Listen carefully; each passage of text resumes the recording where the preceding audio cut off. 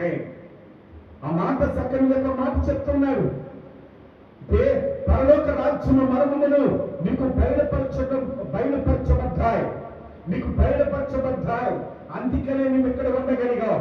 అనేకులకు ఏం కాలేదంట?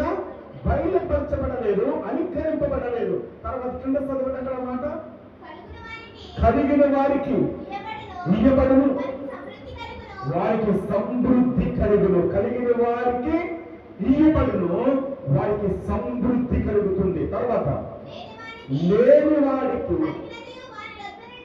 కలిగినది కూడా వారి వద్ద నుండి ఏం చేస్తారంట? చూసారా?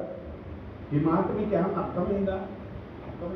అర్థమైందన్నవాడు ఒకసారి చెప్పండి. ఆ మాటకి ఏంటో నేను అర్థం చెప్తాను.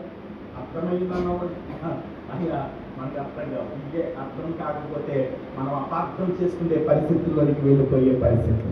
ఆమె హల్లెలూయా. ఆ మాట మరొకసారి చదువు.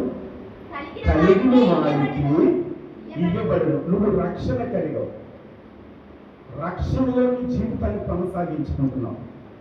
కలిగి విశ్వాసాన్ని నువ్వు కొనసాగించుకుంటున్నప్పుడు దేవుడు మరొక రెట్టింపు ఆ స్టెప్ పరిశుద్ధాత్మ లేకపోతే కృపాపరమైన విశ్వాస జీవితంలో మరీ ఎక్కువగా నీకు ఇస్తాడంట. కలిగిన వారికి మరీ ఎక్కువ చదవండి, వారికి సమృద్ధిగా కలుగుతుంది. ఇంకా విశ్వాసంలో కానీ, రక్షణలో కానీ, ఆత్మీయ జీవితంలో కానీ, ప్రార్థన చేసే విషయంలో కానీ, వాక్యం చదివే విషయంలో కానీ ఇంకా సమృద్ధి కలుగుతుంది. అయితే లేని వారికి అంటే ఎక్కడ అంటే ఎవరైతే ఈ వాక్యానికి విరుద్ధంగా బయటకు వెళ్ళి, ఈ వాక్యానికి విరుద్ధంగా మందిరాన్ని విడిచిపెట్టి వెళ్ళినట్టు వారు అంటే ఇక్కడే కాదు ఎక్కడికైనా సరే కలిగిన వారికి లేని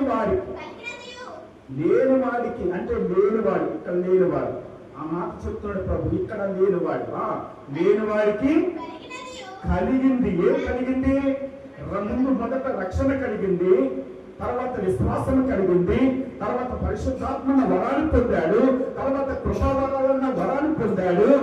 ఇవన్నీ కూడా ఏం చేస్తానంటే దేవుడు వారి వద్ద నుండి మరణాన్ని తిరిగి చేస్తుంది, తీసుకుని వాడిని భ్రష్టత్వానికి అప్పగిస్తాను. ఆమె భ్రష్టత్వానికి అప్పగించేస్తాడు.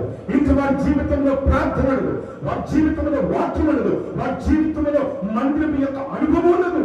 వీళ్ళు దేనికి అప్పగించబడ్డారంటే భ్రష్టత్వానికి అప్పగించబడతారు. ఆమె అవన్నీ నువ్వు కలిగి ఉంటే కనుక మరీ సమృద్ధిగా దేవుడు నేను నడిపిస్తాను.